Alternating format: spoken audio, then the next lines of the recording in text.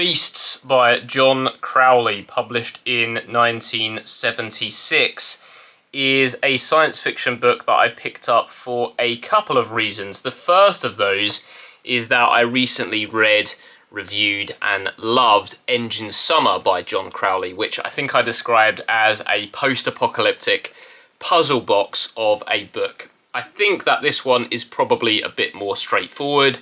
It seems to follow a genetically engineered half-man, half-lion named Painter, who you can see on the cover there. That is an incredibly cool name for a character, in my opinion. And it seems like there is some political commentary going on in here, as well as a love story and potentially some action as well, including some sort of uprising. I'm not sure, I haven't read it yet, but I loved Engine Summer so much that I definitely do want to read more John Crowley. There are also a couple of reasons that I read Engine Summer. The first of those is that I also fairly recently read The Fifth Head of Cerberus by Gene Wolfe, which is another kind of puzzle box book, and I took to the internet to ask for recommendations of similar reading experiences, and Engine Summer came up as one of those recommendations.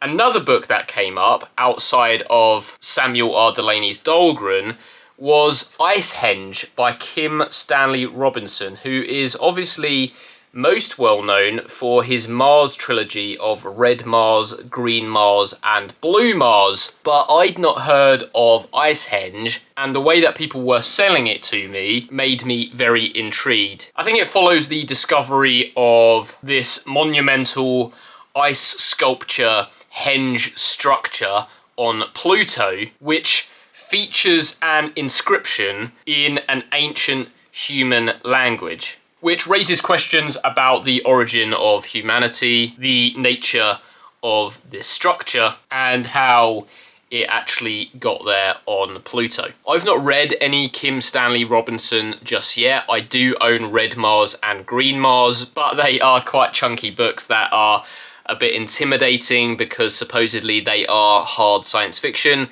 which is a kind of subgenre which I've not got on particularly well with in the past. I found it personally to be quite dry and quite boring, but supposedly Red Mars is very good, so I will read some Kim Stanley Robinson at some point, and perhaps I'll start with Icehenge. Another reason that I picked up John Crowley in the first place and read Engine Summer is because it's on Science Fiction, the 100 Best Novels list by David Pringle, which I am reading through on my channel, and Engine Summer is in here. And I think I'm now at about 56 or 57 books out of 100 that I've read, and so I am pressing on with that, trying to hit about 70 books on this list by the end of the year, and then pressing on to finish it next year. And the next two books feature on that list, which is why I am mentioning it. And the first one of those is Clifford D. Simak's Ring Around the Sun, which is seemingly about a race of mutants with a potential parallel world, parallel universe situation going on.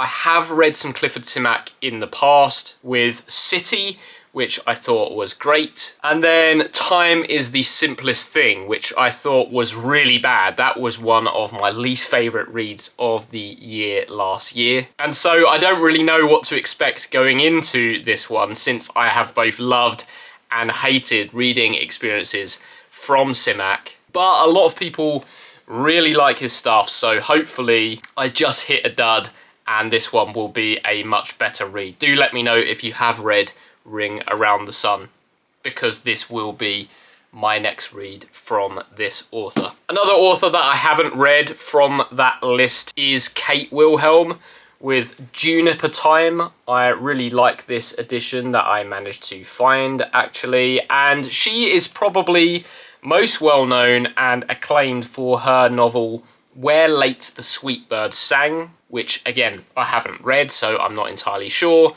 But this one says it's set in a world now ravaged by drought and flame, with this enormous space station constructed which acts as a laboratory. And I think it follows a woman who grew up on this space station who is fleeing it. So I'm not entirely sure if this is a kind of post-apocalyptic book. It sounds like it might be, but I do hear very good things about Kate Wilhelm's writing, so I am excited to give this one a shot. The next one is a book that I see referenced a lot when people are talking about science fiction, not just in the written form, but in the visual form as well, and that is the Encyclopedia of Science Fiction, edited by Peter Nichols. This edition has some Chris Foss artwork on there, which is quite unmistakable in terms of his style. And this one has a quote on the cover from Isaac Asimov, who says, "It will become the Bible for all science fiction fans." And I'm not sure that I can really consider myself a true devotee to this genre without owning the holy text. And I know that there are a few books like this that people do make reference to, but this seems to be one of the key ones.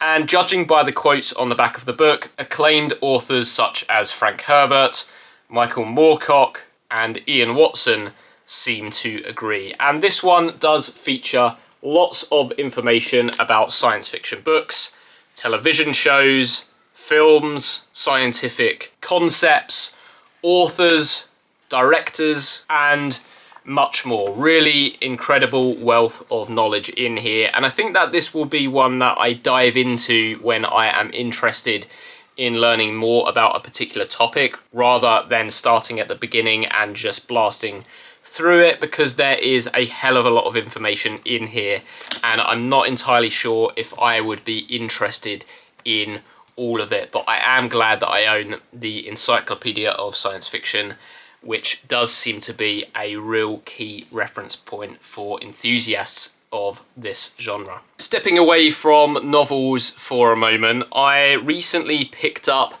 Hellboy, the omnibus set, which comes in this great case, which has some original artwork by the creator, the artist and the writer of Hellboy, Mike Mignola, and this comes with these 4 volumes which collect the Hellboy comics from over the years.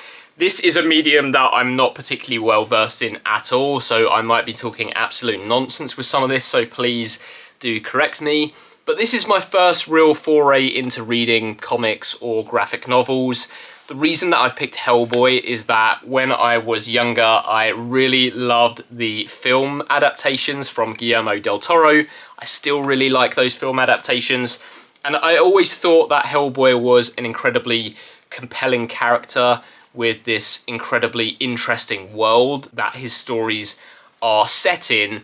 And unfortunately, the 3rd Hellboy film in Del Toro's trilogy never got made, and I thought that the narrative promise that those films were setting up was so great that it felt like such a shame that we never got to see that brought to life. And when I saw this omnibus edition of Hellboy, I thought that I just had to get it because I've been interested in the character for so long, and I've wanted to dive into this medium for so long that I jumped at the chance to get this for a really great price. So what you have are these volumes which have obviously incredible cover art, because I think that Mike Mignola has a really distinct and really striking style, and they are collections of those comics which are all in colour, which is a real treat, and they just feature some really fantastic artwork. I'm not really doing it justice by holding it up to the camera here,